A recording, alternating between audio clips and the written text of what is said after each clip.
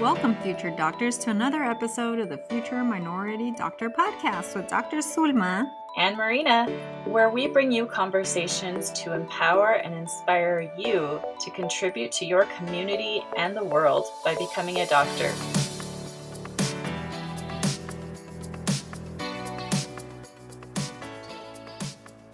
Go. Okay, it's recording. We're good? We're Okay. on. Yep. All right.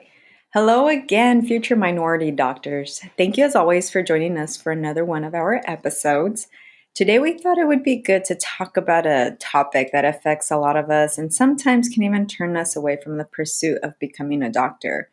We will be discussing how to manage family and cultural expectations.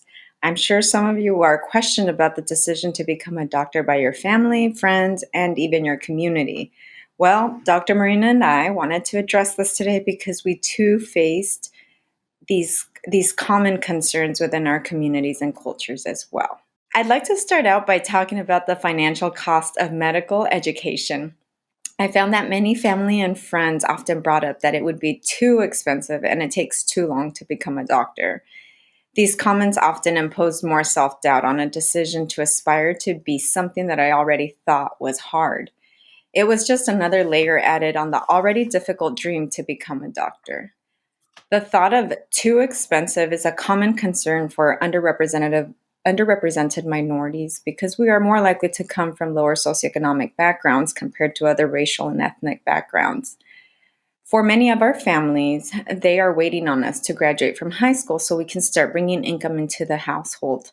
To be honest, deep down inside, most of us want to start helping because we see how hard it is financially for our families.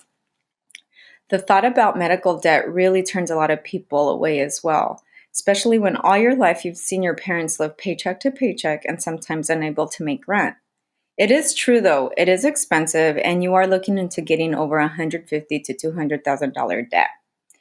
I could definitely relate to this fear when you hear those numbers. I remember when I heard about how much it would be to go to medical school when I was in college and thought about how that money can buy an actual home for my family. We lived in transitional living several times growing up, renting rooms from other families because we couldn't afford to rent an entire apartment. Then, when we were living in an apartment, I always saw how my parents struggled to make ends meet. My thought growing up was often thinking that I just needed to start working so that I could start helping, especially my mom. Most lower socioeconomic underrepresented minorities rely on loans, grants, and scholarships to help finance college and medical school because parents are not likely to contribute to funding education. Most parents are often struggling financially too. And this was my experience. I too was on my own to finance everything. What was your experience like, Dr. Marina? Yeah, so I had a little bit of an advantage because I'd seen my mom get frustrated with my family's financial situation. My dad was struggling to support our family. So she decided to go back to school and eventually became a teacher. She started at community college, made her way to a four-year university. And that was happening while I was in sort of late elementary and middle school.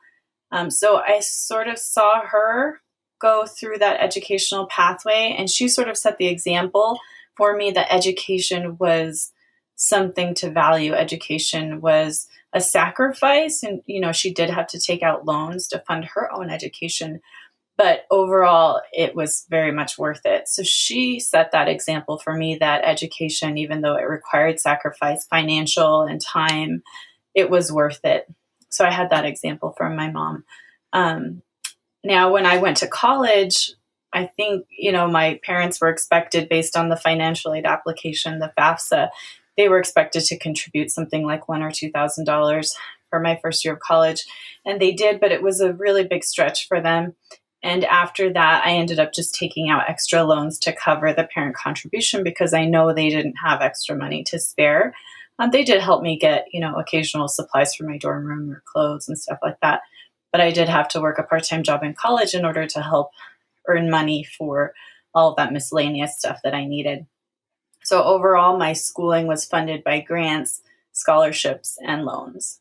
So again, as you can hear from Dr. Marina, very similar experiences that we both have, and commonly in minorities as we're trying to pursue an education. And then, along the same lines of thinking about money, you think about the length of training. In other words, it takes too long, especially to make money, which in turn leads to the stress of how long it will have to be until you can help your family. So then think about this. In 1 year after you finish residency, you will make what you had made over 8 years if you worked straight after high school or 4 years after college. In other words, your doctor's salary is one in 1 year is the same or more than 8 years worth of work without a college degree. Your doctor's salary in 1 year is more than 4 years of work with a college degree. And this is why, if being a doctor is right for you, the long wait or too expensive may be worth it. Again, the money alone shouldn't be a driving factor why you become a doctor. It truly should be a passion that comes from your heart. The journey getting there is hard work, so you will be miserable along the way if the only reason to be a doctor is for the money. But if in your heart you want to be a doctor, then this is why the too expensive and too long may be worth the wait and the sacrifice. I wanted to remind everyone, don't forget to follow us on Instagram and Facebook. You can go to www.futureminoritydoctor.com. Peace and love, y'all. Bye.